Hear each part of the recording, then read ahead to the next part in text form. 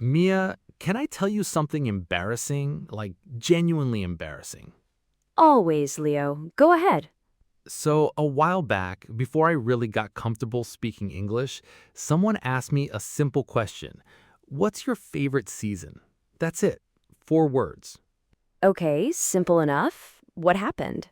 There was this gap, this silence, because in my head, I was translating my answer from my own language word by word before I said anything.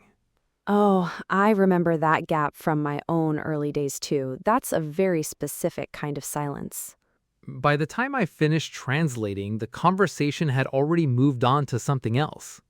That is so relatable, it almost hurts. Honestly, the exact same thing happened to me way back when I was just starting out. Wait, you, Mia? You sound so natural now. I figured this was never a problem for you. Not in the beginning, trust me. Someone asked me a question on a video call and I just froze for what felt like 10 seconds, just translating in my head.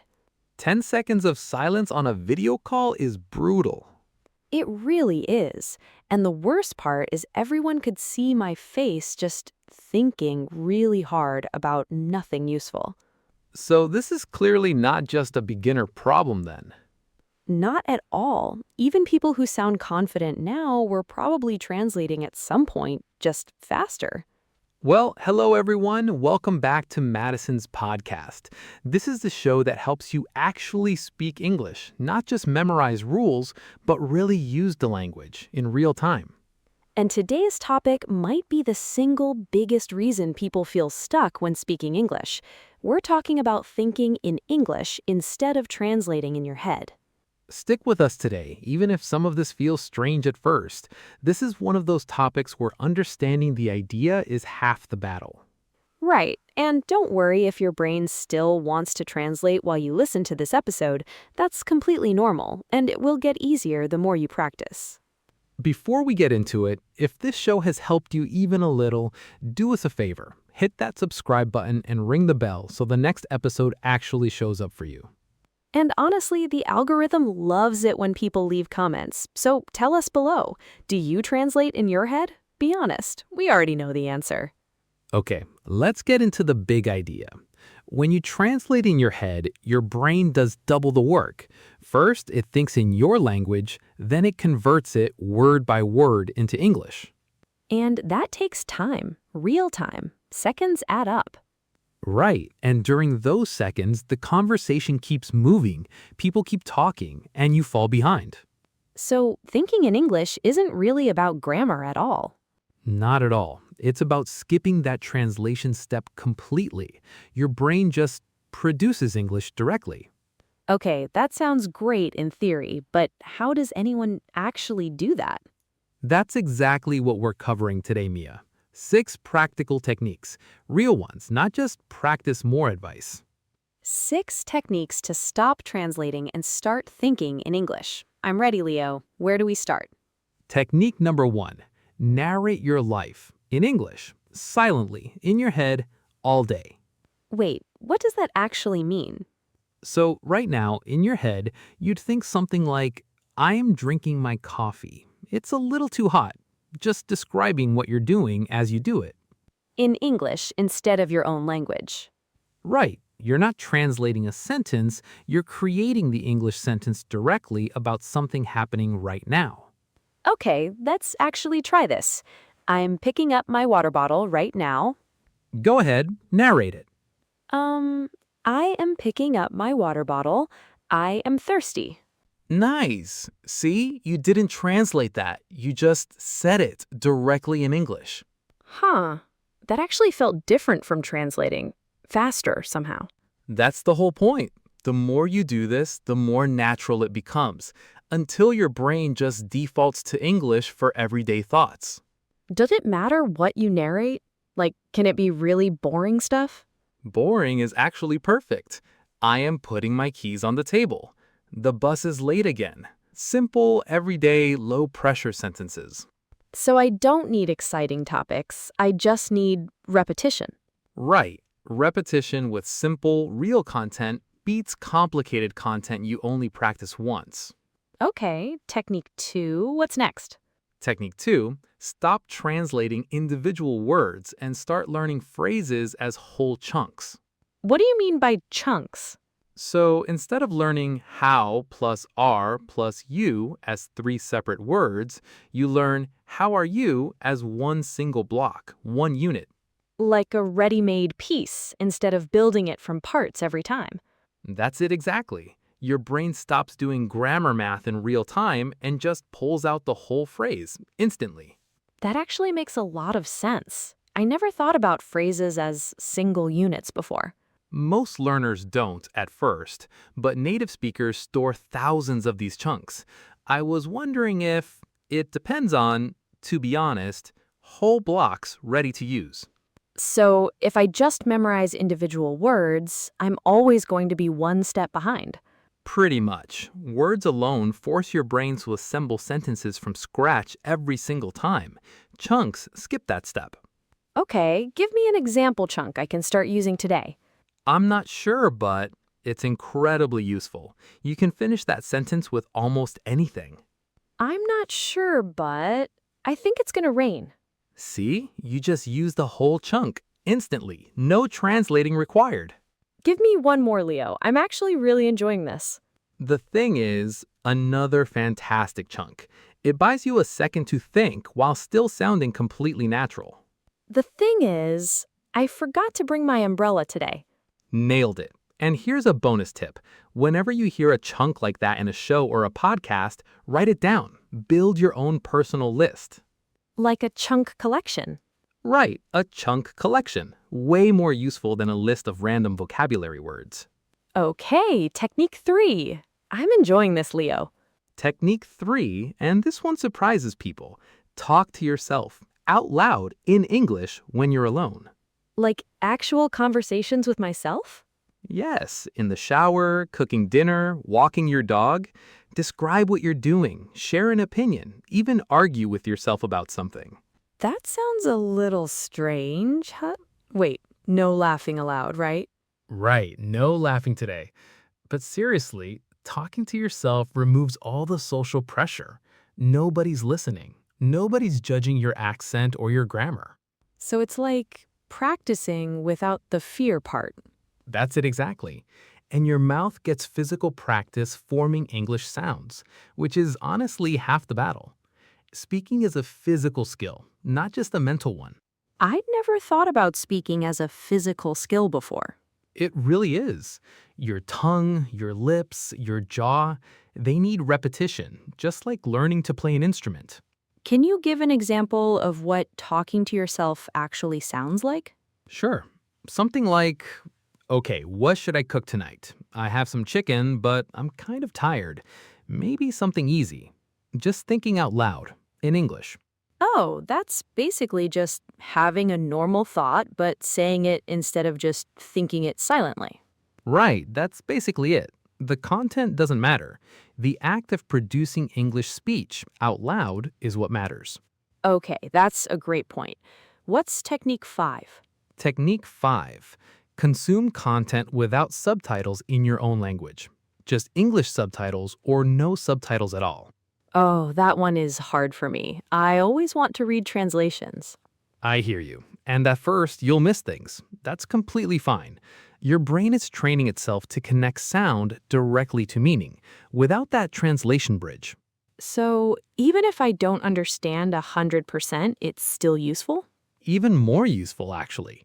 Your brain works harder to fill in gaps, and that effort is exactly what builds the skill. Okay, what kind of content works best for this? Start with something you already know well. Maybe a show you've already watched in your own language. You already understand the story, so your brain can focus purely on English. Oh, that's smart. Less pressure because I already know what's happening. Right. And as you improve, you can move to English subtitles, then eventually no subtitles at all. So it's a gradual ladder, not a sudden jump. A perfect way to put it, Mia. Small steps, consistent practice, gradual progress. And technique 6, the last one? Technique 6. Accept mistakes as part of the process, not as failures. This one feels important. It's maybe the most important one.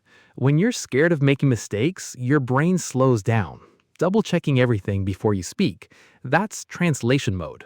So fear actually causes more translating. Constantly. But when you accept that mistakes are just data, just information, your brain relaxes, and relaxed brains think faster, more directly. Mistakes are data, not failures. I like that a lot. It really does change everything. Confident speakers aren't people who never make mistakes, they're people who don't let mistakes stop them mid sentence. Can you give an example of what that looks like in conversation? Sure. Let's say you make a small grammar mistake. Instead of stopping, going silent, and mentally panicking, you just keep going. The conversation continues. So the goal isn't perfect grammar in real time. The goal is communication, flow. A small mistake nobody even notices is so much better than perfect silence while you fix it in your head. That's honestly really freeing to hear. It should be. Native speakers make mistakes constantly too. They just don't stop talking because of it. Okay, I thought that was the last one, but you mentioned 6 earlier, and I feel like there might be a bonus hiding somewhere, Leo. You caught me, Mia. There's actually a seventh one, a bonus technique, because this one ties everything else together. Ooh, a bonus round. Let's hear it. Technique 7. Think in pictures and feelings first, then attach English words to them instead of attaching words from your own language. Okay, that sounds a little abstract. Can you break that down? Sure. When you think of, say, a dog, your brain doesn't actually need a word at all first. It can just picture the dog, the feeling of dogness, and then English supplies the label directly, dog.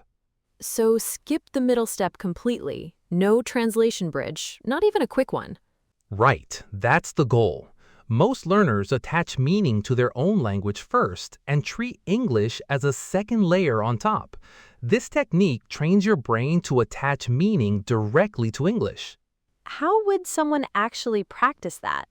A simple exercise. Look around the room right now, and instead of naming objects in your own language and then translating, just look at the object and let the English word appear first. Let's try it. I'm looking at a plant. The word plant just appeared, actually, before anything else. Nice! That's exactly it. With practice, that becomes your default for more and more of your daily thoughts, not just objects in a room. That feels like the deepest one, honestly, like the foundation under all the other 6. It kind of is. The other 6 techniques are tools. This one is more like the actual shift in how your brain organizes meaning. Okay, now let's recap all 7 this time. Narrate your life in English, learn chunks instead of single words, switch your devices to English, talk to yourself out loud, consume content without translation, accept mistakes as normal, and think in pictures and feelings first. That's all 7, Mia. And the beautiful thing is, you don't need to do all 7 perfectly starting today. Right, just pick one? Pick just one. Maybe narrating your life, since that one's free and you can start in the next 5 minutes. Let's actually do that right now together. I'll start. I am sitting at my desk. I am talking into a microphone. Nice! Your turn, everyone listening. Try narrating whatever you're doing right now silently in your head. Actually, let's go a step further. Let's combine a few techniques right now, live, just to show how it works together. Oh, I like that idea, Mia. Okay, let's do it. I'll start with a chunk. The thing is, I'm a little nervous doing this live. See? No translating, just pulled the chunk and finished it. nice! My turn. I'm going to narrate and use a chunk together. I'm not sure, but I think this is actually working.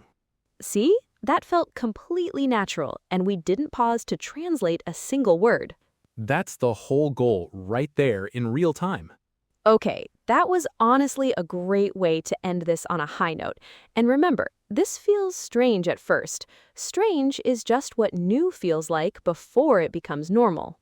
That's such a good way to put it, Mia. Strange now, normal later. Right. And one more important thing before we wrap up. Don't expect this to happen overnight. Thinking in English is a skill that builds slowly, day by day.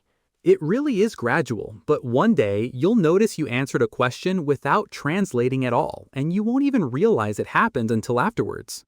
That moment is honestly the best feeling. It happened to me a few months ago, actually. Oh, really? Tell me. I was ordering food and I just answered. No pause, no translating. I only noticed afterwards that it had happened automatically. That's exactly the goal. It sneaks up on you. It really does. Okay, so for your homework this week, pick one technique, just one, and use it every single day. Maybe narrate your morning routine or switch one app to English. Small, consistent action beats one big effort that you give up on after 2 days. And if you want an extra challenge, try combining two techniques like we just did, narrating but using one chunk you've learned recently. That's a great extra challenge, honestly. Start simple, then layer techniques together as it gets easier. So good advice in general, honestly, not just for English. It really applies to everything. All right, that brings us to the end of today's episode. Thank you all so much for spending this time with us. If this episode helped you understand why you keep getting stuck mid-sentence, we genuinely love to know. Drop a comment and tell us which technique you're going to try first. And if you know someone who's been stuck in translation mode for years, this episode might be exactly what they need. Share it with them. We'll see you in the next episode of Madison's podcast. Until then, keep thinking, not translating. Bye, everyone.